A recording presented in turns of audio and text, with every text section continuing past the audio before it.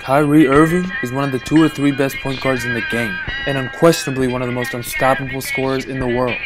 But over the last 9 games he's played, his team has gone 2-7, and looks like it's falling apart. Getting booed on your home court? 39-point turnaround in this game. Yeah, that's never a good sign. Here's how Kyrie Irving is hurting the Celtics.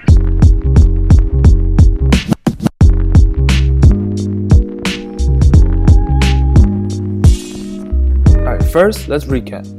After losing Gordon Hayward on opening night and then Kyrie later on in the season, it was easy to write off the Celtics as an easy out in the 2018 playoffs. That was until, against all odds, they went on one of the most improbable postseason runs in recent history, looking like a well-oiled machine as scary Terry Rozier and a rookie Jason Tatum led the Dark Horse squad all the way to a Game 7 in the Eastern Conference Finals against LeBron. Despite losing that series, the Celtics came out of the playoffs as big winners, looking like they gained 3 stars overnight in Rozier, Tatum, and Jaylen Brown to go along with their 2 superstars, Kyrie and Gordon Hayward, that were set to return, and their borderline all-star big, Al Horford. They went from an impressive young squad to looking like a legit super team real quick.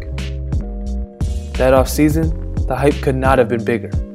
People were proclaiming Danny Ainge the best GM in the league for his genius Tatum Fultz trade. Yeah, I might have been wrong about Markelle, but let's not talk about that. Damn near everybody in the national media was predicting the Celtics to win close to 70 games. And shoot, some even thought they could beat the Warriors in a finals matchup. I'm not even gonna lie, as a Sixers fan, I was fully preparing to chalk up the year and just pray that Kyrie would leave in 2019 free agency, because I did not think anyone else in the East had a chance, especially after LeBron left the East for sunny LA. I'm still a little salty about that one. Well, it looks like my prayers may have been answered, because instead of the expected domination, just over the past couple months of the season, Kyrie has called out his teammates and looks almost guaranteed to leave in free agency. The 2 Marcuses, Morris and Smart, have both basically said the team hates each other, and now the boys in green are getting booed on their own court. So what happened? Who's to blame? There has to be somebody, and that somebody is none other than their best player, Kyrie Irving. Alright, hear me out. Obviously, a big part of the Celtics slide has been because Tatum, Rozier, and Brown have come back to earth after last year's explosion. And I think it's fair to say that Gordon Hayward hasn't exactly been helping either. But even with that regression, the Celtics have gone 9-2 this season without Kyrie. Pretty good, right? Except the fact that they've gone 2-7 in their last 9 with him. Not so hot anymore. Just from that alone, it's hard not to say that Kyrie might actually be hurting this team. But how? In the end, it really all comes down to roles.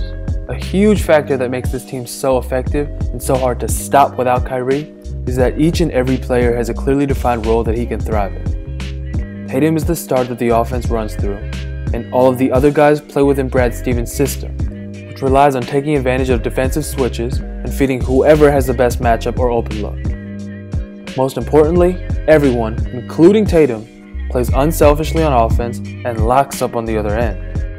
Like I said, they're a well-oiled machine. But Kyrie throws a wrench in that machine. As a ball-dominant ISO-heavy player, Kyrie can easily kill the flow of the offense and keep those other guys from finding their rhythm.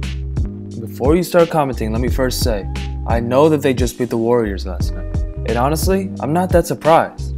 With the talent on their roster, there's no question that they can compete with the best in the world. And Kyrie's no doubt a huge part of that. But as good as they can be when they're in sync, they can be just as bad when they're not, which, as of late, has been more often than not.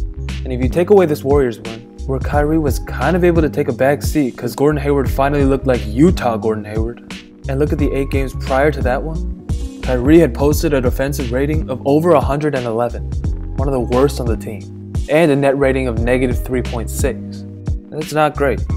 Or, for a more simple stat, he's at an average plus-minus of just negative 2, which really just means that the Celtics have scored an average of 2 less points than their opponent whenever Kyrie's been on the court.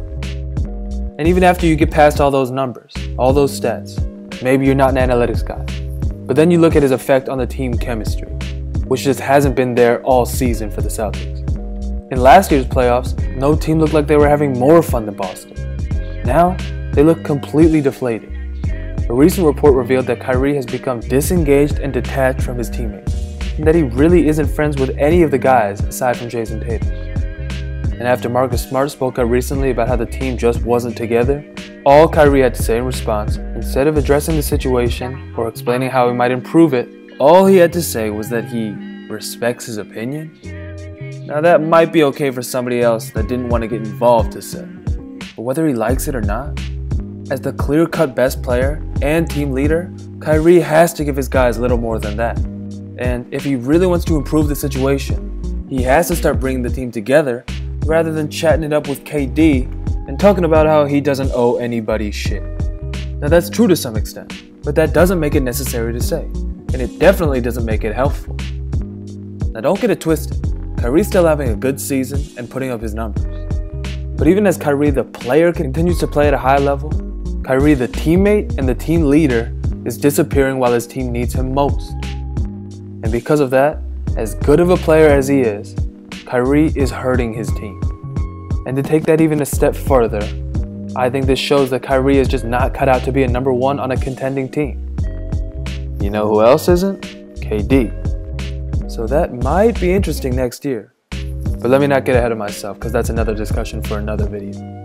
So what do you guys think? Is Kyrie the main problem, or is somebody else to blame?